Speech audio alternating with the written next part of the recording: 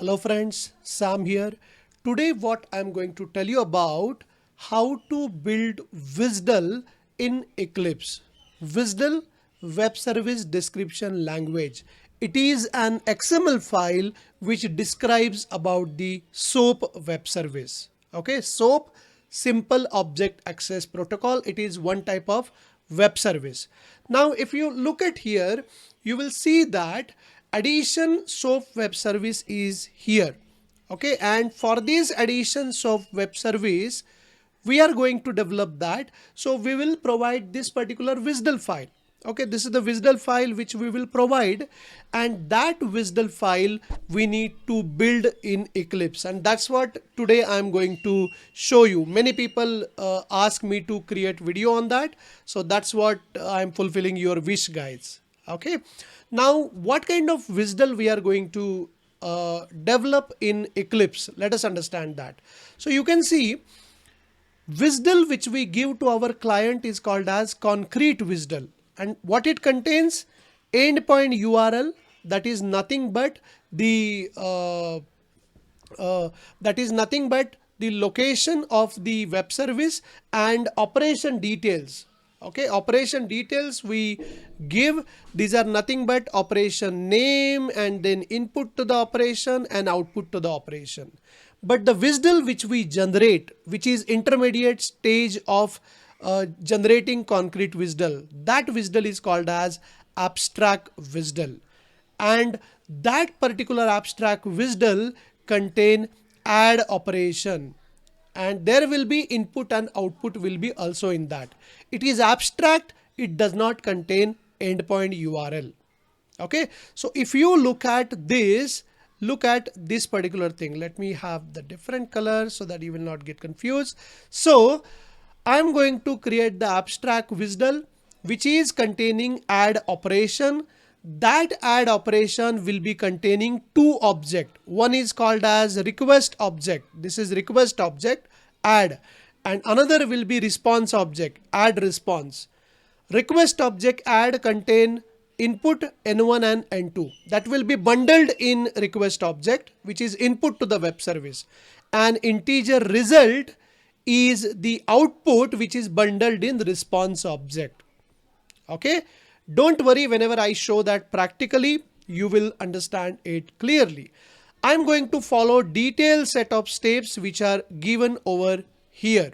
Creating WSDL in EClipse. Firstly, you should have EClipse downloaded on your machine. So download it from this URL, eclipse.org/downloads, and you can download EClipse on your machine. I show you that.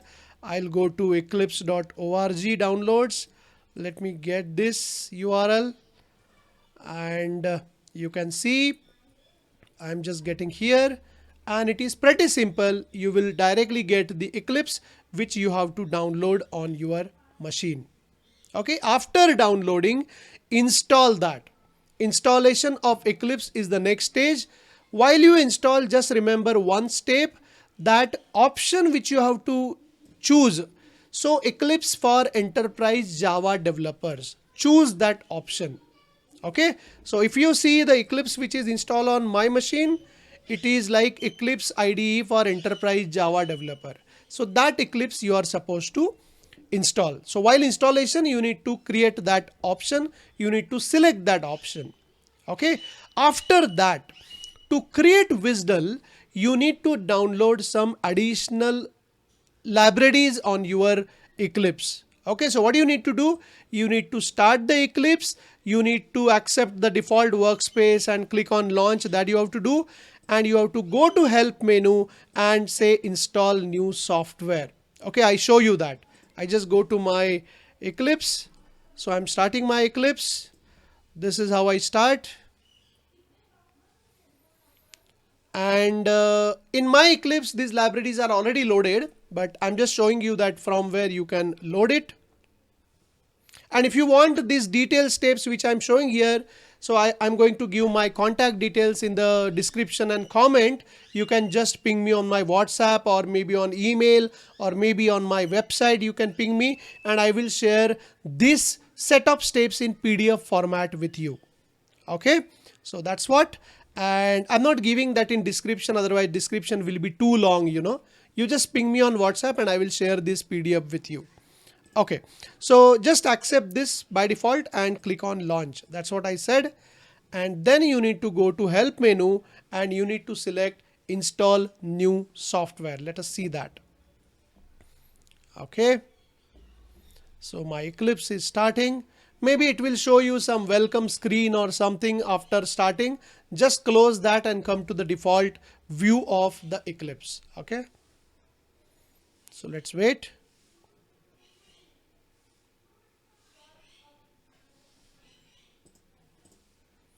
Cool. Okay, so maybe it is loading a lot of stuff and all, so that's why it's taking time to start. Let's wait till my Eclipse getting start. Okay, so you can see my Eclipse got start. Let me close whatever in front of you right now. So I just use it for my training purpose, so let me just close it. Perfect. Now here what you have to do, you have to load that additional libraries for WSDL. So go to help, go to install new software. That's what I have given in the setup steps also. There you have to select all available sites.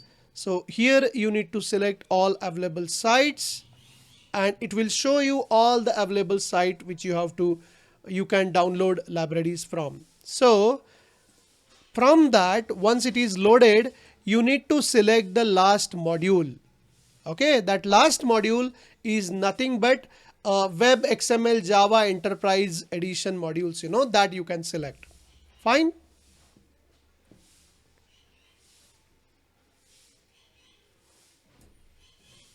So let me see. It will load all the stuff over here. So it is fetching all the libraries from internet and it will show you here. Okay, let's see that.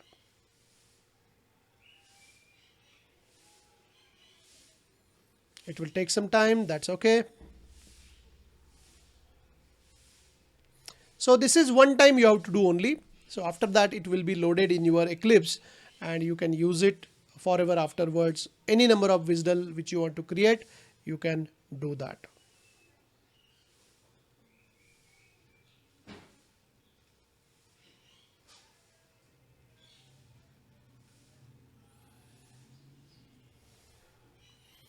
Okay, so you can see all libraries got loaded. You have to select the last one. Go to the last, Web XML Java EE and OAGI Enterprise Development. Select that. It will show you 26 items selected. Very good, no problem. Just click on next, next, next, finish, and it will load that library in your Eclipse. Okay, I already have that, so I will not do it. You can do it on your own and that will be loading the libraries.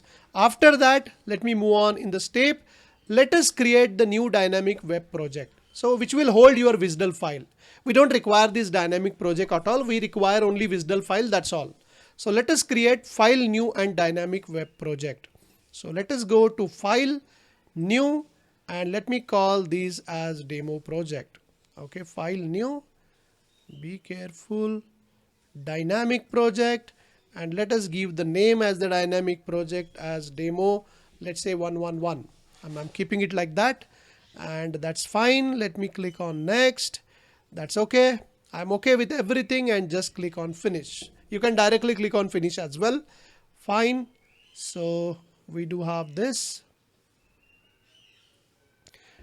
This project got created for me. In that, what we are supposed to do now, I have given some project name. Whatever project name you have to give, you can give that. Right click on the web content and create a new folder WSDL over there. Just we are creating a folder to hold the WSDL file. So I will go to web content folder, right click, new, and I'm going to create the new folder and let me call it as WSDL folder. It is just a normal folder. You can give any name to that. After that, you will actually create the WSDL file. So right click on this WSDL folder and create WSDL file.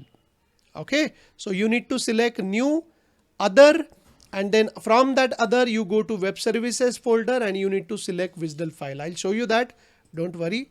Right click on this folder, click on new, click on other, and you will go to web services folder. If not, you can go to the web services folder, expand it, and there is a WSDL file option over there.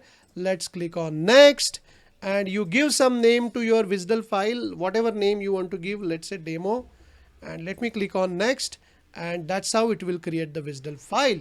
So your WSDL file is created, and you can see these two tabs, design tab and the source tab in front of you. This is design tab, this is source tab. Now what do you do? Just let me come back to steps. So let us come to design tab now. Let us come to design tab. Now what I'm going to do, you can see left hand side box and right hand side box here. Left hand side box is the web service box. Let's not touch it. Right hand side box is the interface box where you need to configure three things. Operation name is add, request object is also add, and the response object is add response. Okay, you can see right now it is showing new operation. So go there and just make it as add. Okay, I'm keeping the explanation minimal, just focusing on practical steps more. Once you add it, it just change that to add. It is add request object and add response object. Just as I told you on my board, this is what the add request object, look at here, the green color, I have said request object is add and response object is this add response. That is what is the state currently. Okay, we are at that state currently. Let us follow our step. What we are going to do, I just change the operation as add. Now what I'm going to do, I'm going to add num1 and num2 inside my add request, and I'm going to add result in my add response. Let's see that. Coming back to EClipse, click on this new arrow and just open this inline schema and just add n1 and n2 over here. So this is n1 and the data type is integer. That's what you are going to do. Perfect. Let us add the another element here. Insert element after, very good, n2, and let's call it as integer. This is integer. Let me select integer from here. Perfect. This is add request contains n1 and n2. That's over. Come back to the previous tab, and now you configure add response. So inside add response, you just have result and the data type will be integer. Okay, this is how, that's all. I added response inside add response. Now you come to the WSDL, now you come to source, and you just select everything, Control A, select all, and you copy this code and take that in Notepad++, maybe. I'm just getting into Notepad++, and you save this code. This is your abstract WSDL. So let me say file new, and this is what my abstract WSDL file, save as, and I will save that in my sample file. Let me call it as demo add WSDL, demo add.WSDL, and just put that in double quotation, and my WSDL file is ready. So what it contains? It contains operation add, it contains n1 and n2 as the parameters. You can see input parameters which are part of request object. So you can see add is the request object, n1 n2 is a part of that, add response object, result is a part of that. So this is how you can create WSDL, specifically abstract WSDL, which is used to create SOAP web service. Okay, you may create SOAP web service, let's say in Mulesoft, you may create in Tibco, you may create anywhere. This WSDL file going to be required over there. Okay, so this is how we can create WSDL, and we followed this particular structure to create this WSDL. Our WSDL is add WSDL, which contains add object and add response object, and add object contain n1 n2 input, and output will be the result of addition. That is how we can generate WSDL file. I hope this is helpful for you friends. Thank you and see you in the next video. Don't forget to subscribe so that you will get my future videos as well. Thank you and bye-bye.